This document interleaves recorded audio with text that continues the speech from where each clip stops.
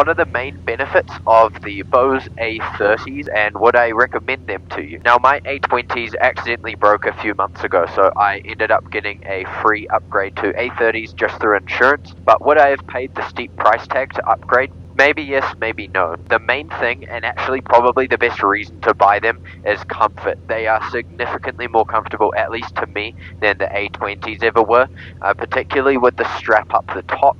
It doesn't have the old kind of wool that the A20s had, but on long flights I used to feel kind of a metal bar through there. It was comfortable, but after a long flight you'd really start to feel it. But with these, I've been doing literally 8-hour days, and at the end of the day it's still comfortable, which is fantastic. Another great feature that I've noticed is that they have changed from analog to digital noise cancelling, and so I've overall noticed a better consistency and less random kind of squealing noises that I used to get sometimes if I'd have wind blowing in the ear or something. So that upgrade to digital is really valuable to me. It's something that a lot of people don't mention as well. Then in terms of the design, I also appreciate that they've got rid of all of the cables that you could see, so those are all internal now. I used to every now and then snag the cable and it would come a bit loose, so it's good that you can't damage that anymore. You've also now got multiple modes of ANC. You can choose high, medium or low, which I keep it on high because we're in a louder aircraft, but if you're in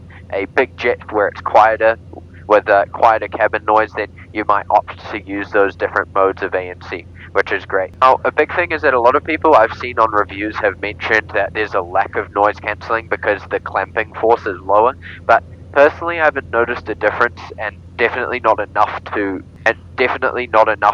not consider buying them because of it anyway.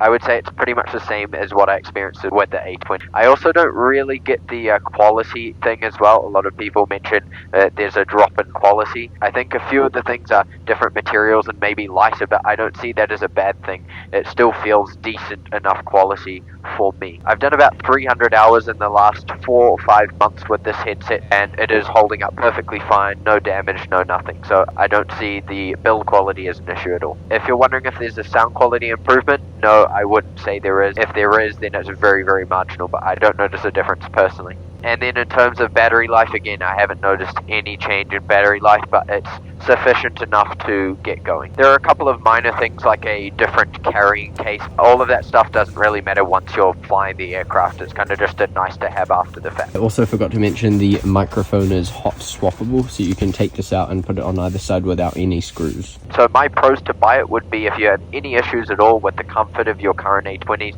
or if you wear a different brand of headset, these are super, super comfortable. Number 2 would be that digital noise cancellation. I had a few issues with the analog in the past, so now that I've had no issues, I think that is a good reason to upgrade. The improved design, but I don't think there's too much reason to do that. And then lastly, if you are in a big jet and you want that lower noise cancelling, well, that's a good option for you as well. If you already have good working A20s, I probably wouldn't jump ship, but if your A20s are getting old or you wear a different headset and you'd like to upgrade at some point, then I think it's worthwhile just going to the best headset you can if it is your job as a pilot, considering it should last you a very long time and a 5-year manufacturer warranty at the start. So if anything happens in the first 5 years, then you shouldn't have any issues getting a refund or repair of some kind. Not the most simple answer in the world, but I hope those are a few things to think about if you are potentially in the market for an upgrade to the Bose A30s.